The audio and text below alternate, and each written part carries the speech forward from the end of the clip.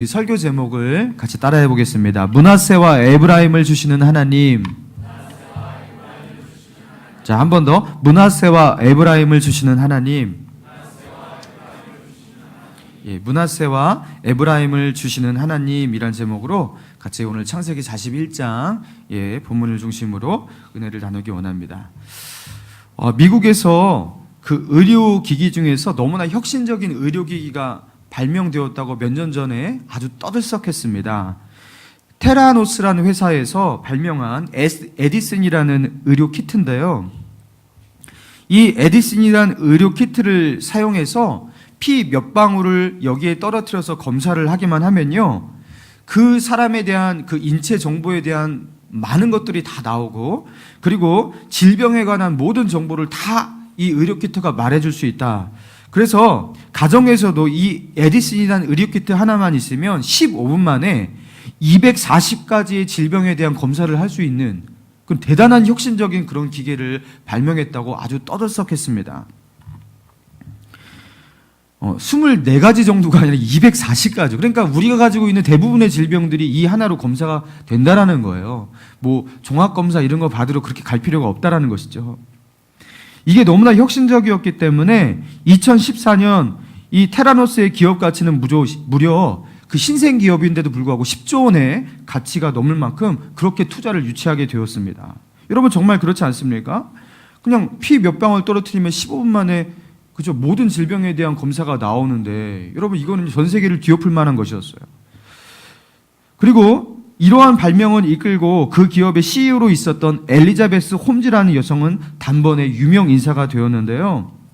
아주 젊은 여성이고 금발의 푸른 눈에 매력적인 스탠포드를 중퇴한, 그리고 사업을 하기 위해서 자수성가한 여성으로 그 포브스가 선정한 자수성가 그 전 세계 여성 갑부 1위, 이 그냥 몇 년 만에 이 엘리자베스 홈즈라는 여성이 알려지고 테라노스라는 회사가 창립된 지 몇 년 만에 이런 거대한 어떤 그 결과를 만들어낸 것이에요. 그런데 누군가가 이 에디슨이란 이 기술에 대해서 의문을 품게 되고 그거에 대해서 이제 질문을 하게 되었는데요.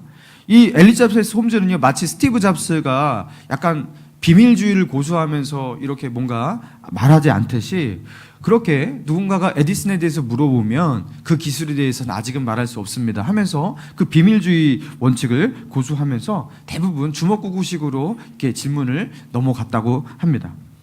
그런데 월스트리트 저널의 심층 취재 기자가요, 이 에디슨의 기술에 대해서 의문을 품고 이제 파본 거예요.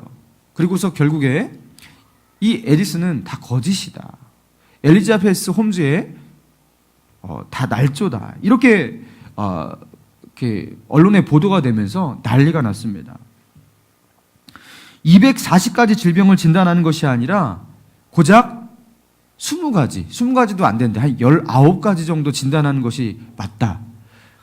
그 에디슨을 발명을 했던 그 엔지니어의 고백에서 이런 고백들이 나왔어요. 그러면서 이것을 부풀리고 과장해서 말했다라는 것, 이것이 밝혀지면서요, 한순간에 이 테라노스라는 10조 기업이 망하게 되는데요. 엘리자베스 홈즈의 주식 재산이 그 5조 원에 달하는 주식 재산이 하루아침에 0원이 됐습니다.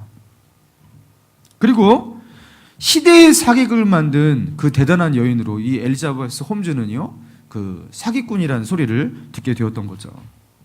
여러분, 대단하죠. 몇 년 만에, 그렇죠? 나와서 이런 기계가 있다라는 이 그 언어의 설득만으로 10조의 유치를 받고요. 자신은 유명 인사가 되었고요. 여성 갑부 1위에 오르게 되었고요. 모든 사람들이 자신을 믿게 만들었어요.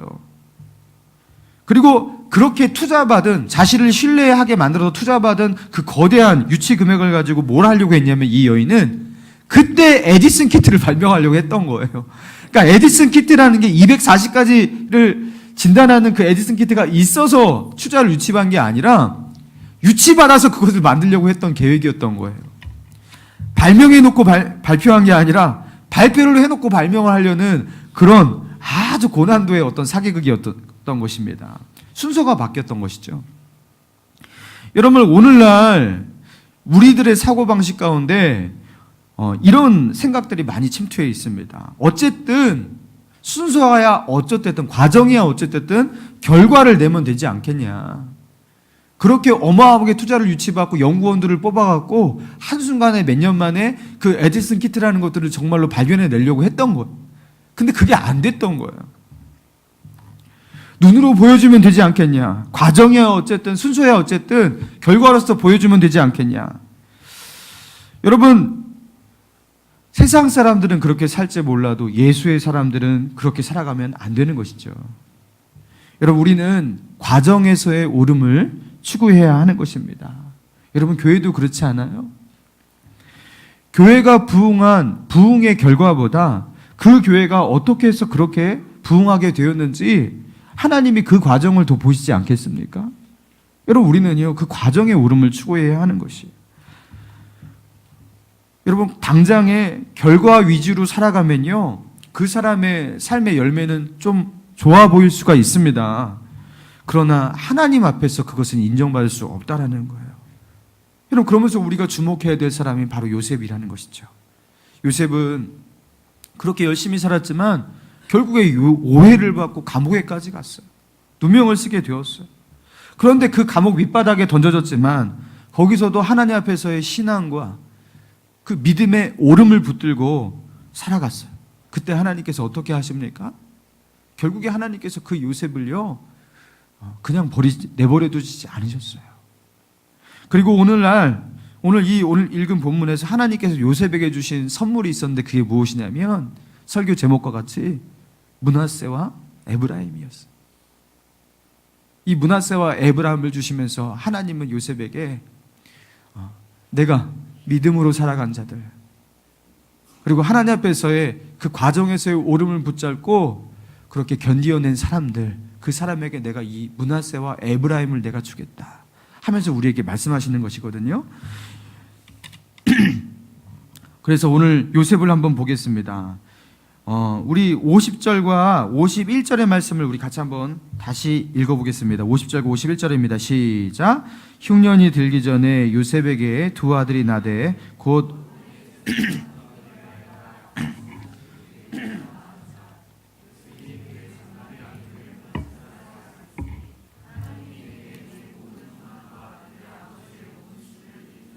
하셨다 하미요.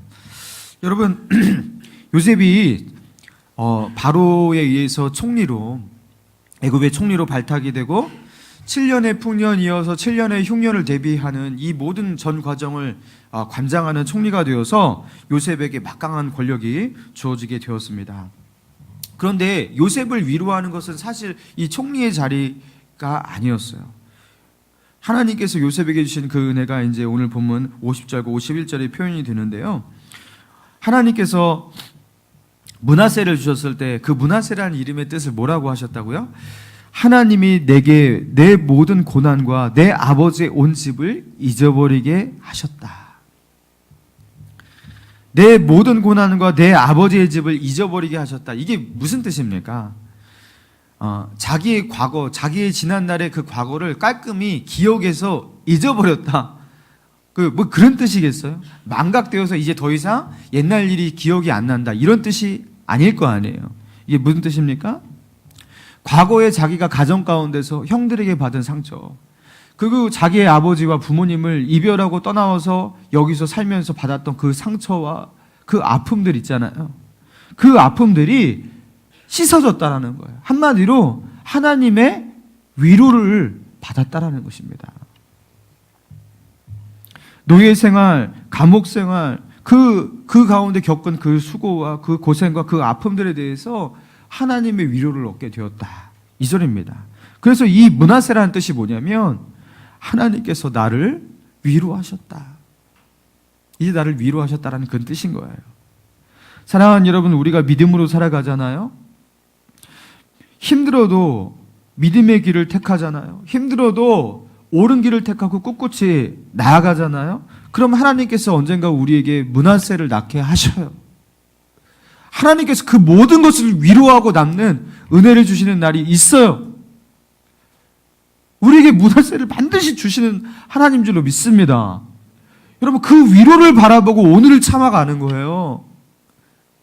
우리의 위로가요, 오늘 당장 지금 이 순간 주어지지 않을 때가 많거든요. 1년이 지나고 2년이 지나도 그 위로가 없을 때가 있거든요. 그러나 하나님께서 어느 날 우리에게 므낫세의 위로를 주신다라는 거예요. 여러분, 이런 믿음을 가지고 나아가는 것이에요. 그리고 52절을 봅시다. 차남의 이름을 에브라임이라 하였으니 하나님이 나를 내가 수고한 땅에서 번성하게 하셨다 함이더라. 에브라임의 뜻이 뭐라고요? 예, 하나님이 나를 내가 수고한 땅에서 번성하게 하셨다. 내가 수고한 땅에서 그 수고의 열매를 맺고, 그렇죠? 그 수고의 열매를 맺고 번성하게 하시는 은혜. 이게 에브라임의 축복이었고 에브라임이라는 선물이었습니다. 여러분, 우리가 그 요셉이 수고를 했지만 그 수고의 열매를 제대로 먹지 못하고 때로는, 그렇죠? 오히려 그 결과와 전혀 상반된 결과를 얻었잖아요. 열심히 일했는데, 열심히 충성했는데 감옥이었잖아요. 그렇죠? 나는 아무 저기도 안 했는데 인신매매를 당하고 그냥 노예가 되었잖아요. 이게 요셉의 삶이었는데요. 하나님께서 결국 요셉을 어떻게 이끄셨냐? 결국에 그에게 무엇을 허락하셨냐? 에브라임을 허락하신다는 거예요. 그가 수고한, 그가 하나님 앞에서 믿음으로 살면서 겪은 어떤 그 모든 수고의 그 대가들에 대해서 보상을 받지 못하고 그 열매를 얻지 못하는 그런 지난날의 삶이었다면, 이제는 하나님께서 결국에 어떻게 하신다고요? 그 열매를 맺게 하시고 그 수고의 열매를 누리게 하시는 에브라임을 그에게 허락하신다라는 거예요. 하나님이 나를 내가 수고한 땅에서 번성하게 하셨다. 그래서 하나님은 요셉에게 므낫세라는 위로와 치유와 회복의 은혜를 주셨고요. 요셉에게 에브라임이라는 수고의 열매를 맺는, 그렇죠? 그가 그동안, 그렇죠? 일했던 그 일에 대한 그 결과를 얻게 되는, 그 번성하게 되는 에브라임이라는 축복을 얻게 되었습니다. 그러면서 요셉은요, 하나같이 이렇게 고백하시는 거예요. 하나님이 나에게 이렇게 하셨다. 하나님이 나에게 므낫세를 주셨고 하나님이 나에게 에브라임을 주셨다. 여러분, 믿음으로 살아가는 자에게 므낫세의 축복과 에브라임의 축복을 주시는 것입니다. 그러면서 이 본문의 말씀을 통해서 지금을 살아가는 우리에게 이 본문을 읽을 때 우리에게 주시는 메시지가 무엇이냐면, 요셉과 같이 당장의 결과가 보여지지 않고 당장에 내게 뭔가 열매가 맺혀지지 않더라도 너는 믿음의 길을 가라는 거예요. 하나님을 바라보고 지금도 하나님 앞에서의 오름을 택하라는 거예요. 그러면 하나님은 결국에 요셉에게 므낫세 주시고 에브라임을 주신 하나님, 그 똑같은 하나님이 우리 하나님이기 때문에 우리의 인생 가운데도 므낫세를 주시고 에브라임을 주신다라는 거예요. 그러니까 므낫세와 에브라임은요, 우리가 언젠가 우리의 인생 가운데서 우리가 믿음으로 나아야 할 믿음의 열매인 것입니다. 므낫세는 하나님의 위로와 그리고 우리가 받은 상처에 대한 치유와 회복의 열매예요. 그리고 에브라임은 하나님이 주시는 풍성의 열매예요. 번성함의 축복입니다. 여러분, 하나님은 이런 축복을 우리가 살아가는 현세에도 주실 수 있는 하나님이에요. 여러분, 제가 그 30대 이제 목사 31살, 그 31살에 목사 안수를 받았거든요. 안수 받고 22살, 3살부터 참 고민을 많이 했다고 옛날에 제가 말씀드렸잖아요. 내가 왜 목사로 살아야 되는지에 대한 치열한 고민들이 있었고, 좀 밥이 목구멍으로 넘어가지 않을 만큼 그런 고민이 되었었습니다. 그리고 30대 중반이 넘어가기 시작하니까요, 그때부터 애는 커가죠. 여러분, 그러면서 항상 드는 고민이 무엇입니까? 똑같아요, 저도. 야, 내가 이거 먹고 살 수는 있을까? 그렇죠? 담임 목사가 될 수 있을까? 처음에 사명으로 출발했지만 이게요, 생존의 문제와도 부딪힙니다. 그러면서 제가 또 고민이 드는 게 뭐냐면, 목사로서 이 생존의 고민을 하는 게 과연 이게 타당한가, 합당한가? 미래를 걱정하면서 살아가는 것이 이 목사로서 이게 맞는가? 이게 옳은 것일까? 여러분, 그 고민을요, 치열하게 했었습니다.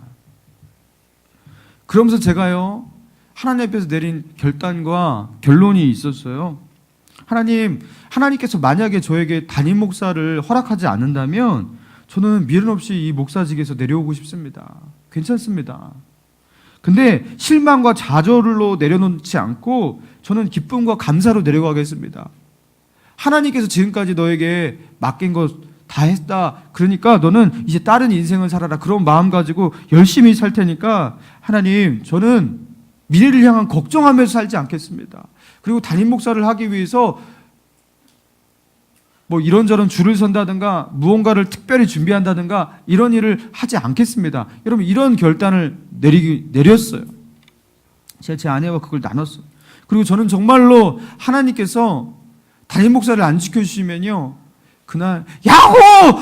이제 드디어 내 사명이 끝났다 하면서 그걸 내려오는 그날을요, 정말로 가슴 벅차게 꿈꿨었습니다. 여러분, 이게 여러분에게 도전이 될지 시험이 될지 모르겠지만 저는 정말로 이 사명을 내려오는 그날이 기쁨이 되고, 또 하나님께서 그것을 계속 하라고 해도 기쁨이 되고, 둘 다 저에게 기쁨이었어요. 그러면서 저는요, 걱정 않기로 했었어요. 미래를 향해서 크게 준비하지 않기로 했었어요. 그리고 제가 목사로서 하나님 앞에서 이게 양심이고, 목사로서 최소한 하나님 앞에 지켜야 될 오름이라고 생각하고서 제가 이걸 붙들었어요. 근데 하나님께서 그런 저에게 주신 하나님의 그 므낫세의 축복이 무엇이었냐면 강동원이었어요. 강동원이었습니다.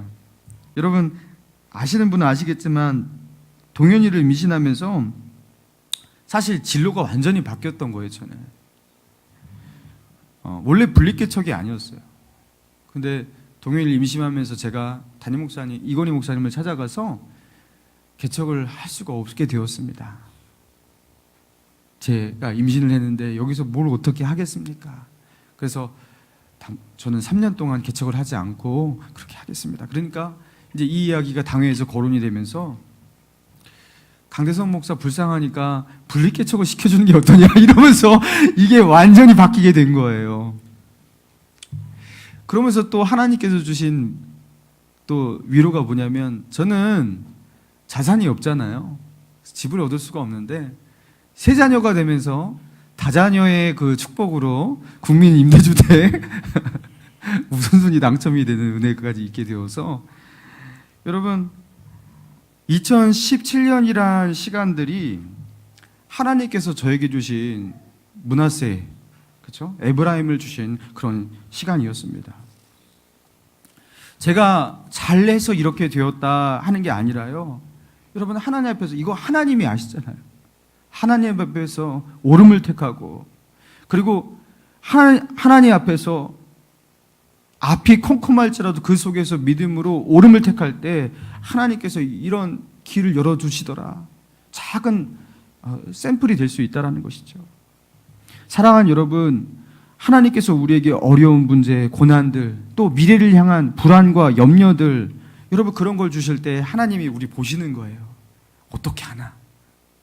얘가 어떻게 선택하나? 이 모든 것들이 우리를 달아보시는 하나님이 주시는 기회인 것입니다. 여러분 그때 어떻게 해야 돼요? 먹음직도 하고 보암직도 하고 탐스럽게 하는 나무를 덥석 붙잡으면 안 되는 거예요. 그때 어떻게 해야 합니까? 당장 하나님께서 오늘 내게 주신 이 하루를요, 하나님 앞에서 믿음으로 오름을 택하고 살아야 되는 거예요. 그 오른 길을요, 한 발짝 한 발짝 걸어보라는 거예요. 먼 장래 생각하지 말고 다가오지도 않은 그 미래를 생각하면서 여러분 그렇게 지레 겁먹고서 그저 쓰러지지 말고 이 하루를요, 오름으로 버텨보라는 거예요. 그럼 하나님께서 우리에게 은혜를 주시는 그날이 있다는 것입니다. 여러분 북한에서 국가 전복 음모 행위를 했다라는 이유로 2015년 12월에 종신 노역형을 선고받았던 한국계 캐나다인 목사님 임현수 목사님이라고 있었습니다. 뉴스에서 많이 보도되었으니까 여러분 기억이 나시죠? 이 임현수 목사님이 제가 이야기를 들어보니까 정말 신실한 목사님이더라고요.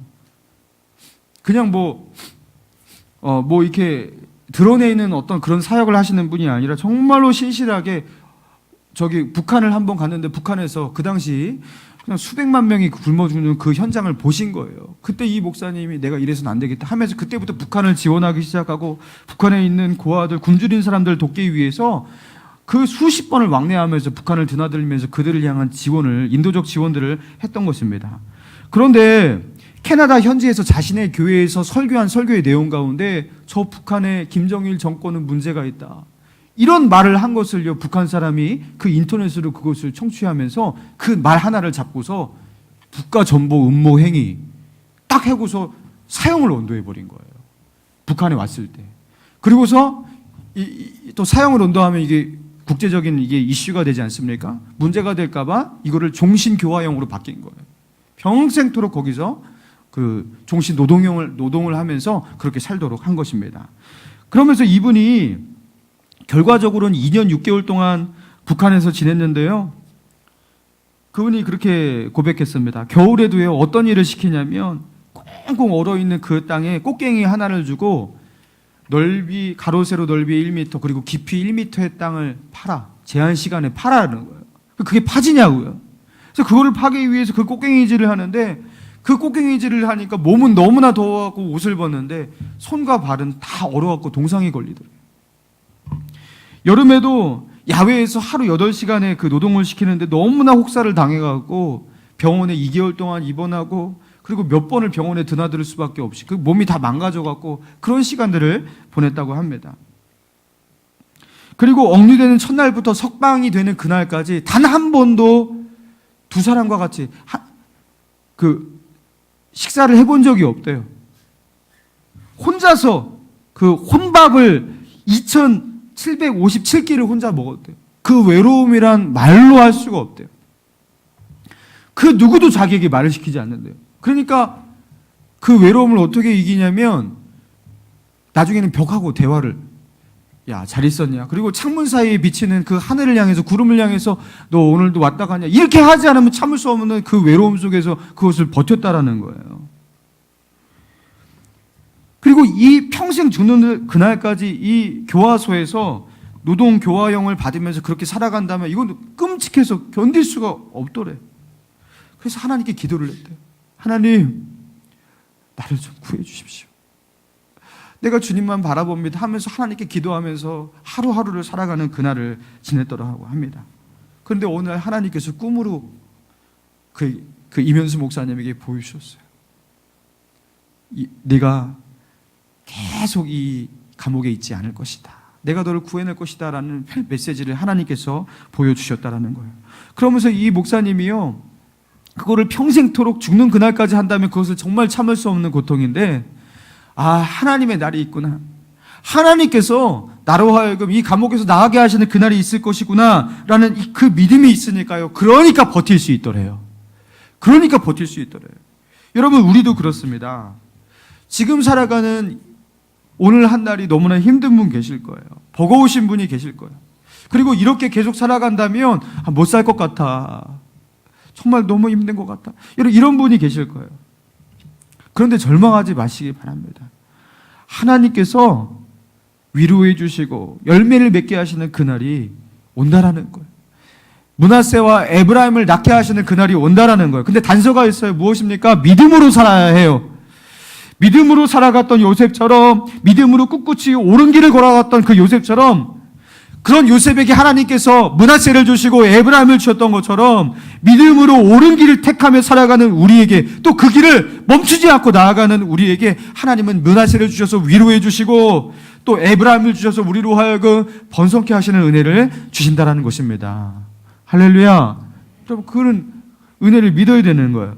마가복음 10장 28절에서 31절의 말씀을 제가 읽어드리겠습니다. 베드로가 여자와 이르되 보소서 우리가 모든 것을 버리고 주를 따랐나이다. 이게 뭘 말하는 것입니까? 자신들은 그렇잖아요. 배와 그물을 다 버려두고 그리고 부모님들을 남겨두고 그렇게 예수님을 따랐잖아요.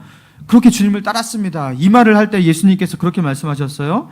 29절, 마가복음 10장 29절인데요. 예수께서 이르시되 내가 진실로 너희에게 이르노니 나와 복음을 위하여 집이나 형제나 자매나 어머니나 아버지나 자식이나 전토를 벌인 자는 현세에 있어 집과 형제와 자매와 어머니와 자식과 전토를 100배나 받되 박해를 겸하여 받고 내세에 영생을 받지 못할 자가 없느니라. 그러나 먼저 된 자로서 나중되고 나중된 자로서 먼저 될 자가 많으니라. 여러분, 저는 옛날에 이 말씀을 읽을 때 참 정말 그럴까 싶었어요. 주님을 위해서 자기의 모든 것을 버리고 쫓아가면 정말로 내가 버린 것 그 이상의 100배가 돌아오나? 형제나 자매나 어머니와 자식과 전토를 100배나 받대. 정말로 그렇게 가족이 100배로 생기는가 하면서 막 이 말씀에 대해서 어떻게 해석을 해야 되는지 정말 헷갈리고 이해가 잘 안 됐던 시절이 있었습니다. 그리고 정말로 이렇게 축복을 받나? 하나님 앞에 10분의 1을 드리면 그것이 정말 그죠? 100배로 돌아오는 게 맞나? 여러분 그렇게 싶었어요. 그리고 그런 사람들이 정말 맞나 하면서 목사님들이라든가 믿음의 사람들을 하면서 관찰을 해봤습니다. 근데 하나님의 축복을 받긴 받는 것 같아요. 근데 100배는 아닌 것 같고 그런 적이 있었습니다. 여러분 그런데 말씀을 잘 읽어봐야 돼요. 31절까지 봐야 돼요. 그러나 먼저 된 자로서 나중되고 나중된 자로서 먼저 될 자가 많으니라. 여러분 하나님께서 우리에게 주신 이 기준이요 그렇게 녹록한 기준이 아닌 거예요. 많은 사람들이 믿음으로 출발은 해요. 그렇지만 믿음으로 종지부를 찍지는 못합니다.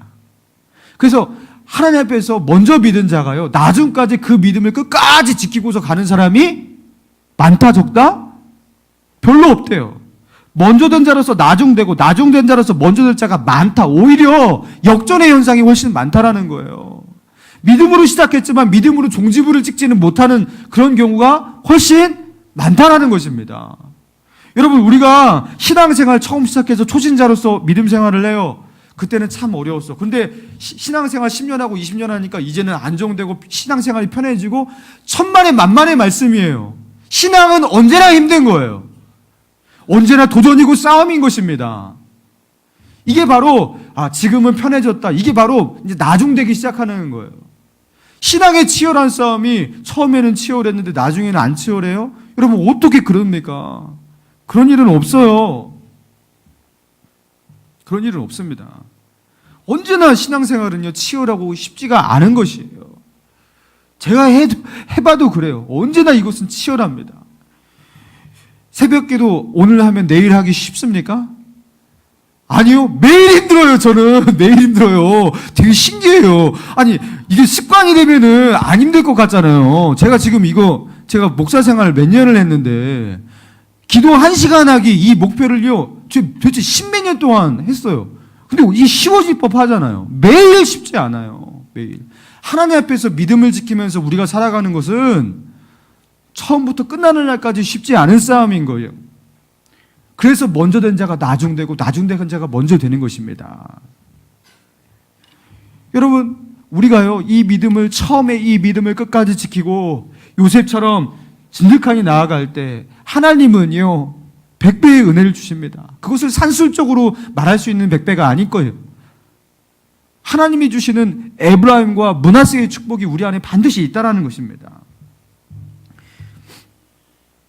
신앙생활 처음에 힘들었는데 나중에 편해지는 것 같이 그렇게 생각하면서 영적인 싸움을 늦추고 있는 분이 혹시 있습니까? 이제는 내가 좀 누릴 때고 편안하게 쉴 때라고 생각하는 분이 있습니까? 교회에서는 직분의 은퇴라는 시기가 있죠. 목사도 70세 정년 은퇴, 장로도 지금 정년 은퇴 다 있습니다. 권사도 다 있습니다. 예, 집사도 은퇴가 있어요. 다 있어요. 여러분 하나님 앞에서는 은퇴가 없어요. 그 믿음을요 죽는 그 순간까지 가지고 가야 되는 거예요. 여러분 그러니까 이 싸움이 얼마나 쉽지 않은 싸움이겠습니까? 처음에 초심을 가지고 끝까지 가는 싸움이 얼마나 쉽지 않겠어요. 여러분 그런데 이 믿음 가지고 꿋꿋이 걸어가는 자들에게 하나님께서 은혜를 주십니다. 은혜를 주십니다. 힘겨울 때 그 사람에게 위로이시는 하나님 므낫세의 위로의 축복을 주시고요. 늘 내가 수고한 것의 결과를 받지 못하고 억울해하는 사람에게 늘 그렇게 하진 않도록 하나님께서 수고한 것의 대가를 받도록 에브라임의 축복을 주신다는 거예요. 오늘 이 주일 아침에 우리가 하나님이 우리의 삶 가운데 우리의 인생 가운데 므낫세와 에브라임의 선물을 주실 것을 믿고 오늘도 이 하루를 믿음으로 살아가기로 그렇게 결단하는 저와 여러분 되기를 주님의 이름으로 축원합니다.